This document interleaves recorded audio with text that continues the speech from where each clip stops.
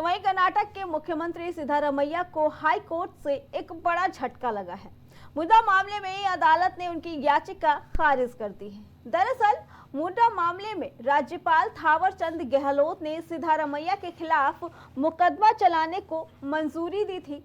राज्यपाल के इस फैसले को सीएम ने हाई कोर्ट में चुनौती दी थी। कर्नाटक हाई कोर्ट की नाग प्रसन्ना पीठ ने सीएम सिद्धारमैया की याचिका को अब खारिज कर दिया है। हाई कोर्ट के फैसले पर बीजेपी ने कहा कि सिद्धारमैया के पास इस्तीफा देने के अलावा अब कोई विकल्प नहीं बचा है। आरोप है कि सिद्धारमैया की पत्नी बीएम पार्वती को मैसूर के एक पॉश इलाके में जमीन आवंटित की गई थी। संपत्ति का मूल्य उनकी भूमि के स्थान की तुलना में अधिक था, जिसे मुड्डा द्वारा अधिग्रहित किया गया था। मुड्डा ने पार्वती को उनकी 3.16 एकड़ जमीन के बदले 50/50 अनुपात योजना के तहत भूखंड आवंटित किए थे, जहां मुड्डा ने एक आवासीय लेआउट विकसित किया। अगस्त में कर्नाटक के मंत्री और कांग्रेस विधायकों ने राज्यपाल गहलोत द्वारा मुख्यमंत्री सिद्धारमैया के खिलाफ मुकदमा चलाने की अनुमति देने के खिलाफ राजभवन चलो विरोध प्रदर्शन किया था। कांग्रेस ने राज्यपाल पर भेदभावपूर्ण व्यवहार का आरोप लगाया। पार्टी का कहना है कि राज्यपाल के समक्ष कई अन्य मामले भी लंबित हैं, लेकिन उन्होंने उन पर कोई निर्णय नहीं लिया है। This is what is going on. So there is no question of my chief minister has done anything wrong. They are creating problem. We stand by him. We support him. He is doing a good work for the country, for the party, and for the state. Thank you, sir. राजीनामे का BJP is demanding a resignation. They are doing a press conference right now, and they are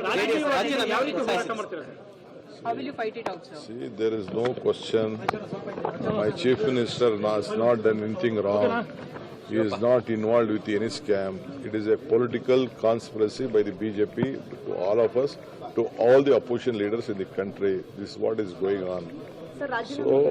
So there is no question of my chief minister has done anything wrong. They are creating problem. We stand by him. We support him. He is doing a good work for the country, for the party, and for the state. उन्होंने Urdu promote करने के लिए कोशिश किया। Kannada school के ऊपर ban लगाया था उनका जमाने में। उन्हें देश छोड़कर भाग गया निजाम का प्रेतात्म कांग्रेस के अंदर घुस गया है। घुस करके निजाम का काम कांग्रेस कर रहा है। और उसके साथ साथ टिप्पू ने उनका जमाने में, उन्हें कब बादशाह रहा उस जमाने में पर्शियन लैंग्वेज को इम्पोज करने के लिए कोशिश किया कन्नड़ के खिलाफ। आज कांग्रेस पार्टी टिप्पू का सपना साकार करने के लिए कोशिश कर रहा है, निजाम का सपना साकार करने के लिए कोशिश कर रहा है। ये कन्नड़ विरोधी लोग हैं। प्रधानमंत्री नरेंद्र मोदी ने अपने 3 दिवसीय दौरे को बेहद उपयोगी बताया। प्रधानमंत्री मोदी आज देर शाम तक भारत लौट रहे हैं।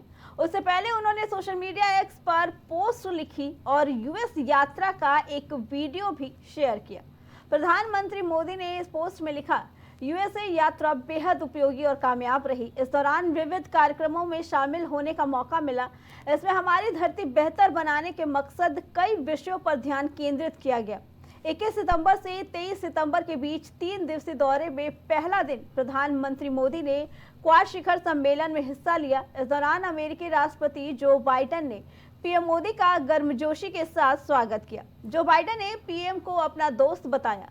क्वाड बैठक डेलावेयर में, आपको बता दें कि डेलावेयर में संपन्न हुई। जो बाइडेन के साथ पीएम मोदी की द्विपक्षीय बैठक हुई।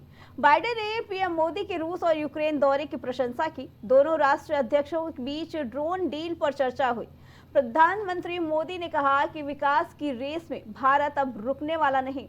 भारत जल्द दुनिया की तीसरी सबसे बड़ी इकोनॉमी बनने वाला है।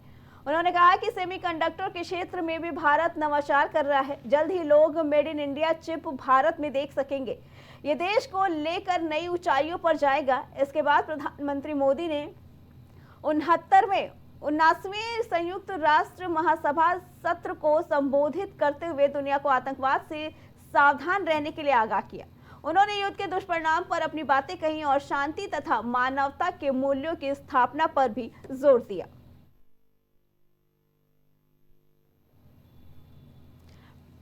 नेशनल बुलेटिन में फिलहाल इतना ही। बाकी खबरों के लिए देखते रहे हैं प्राइम टीवी।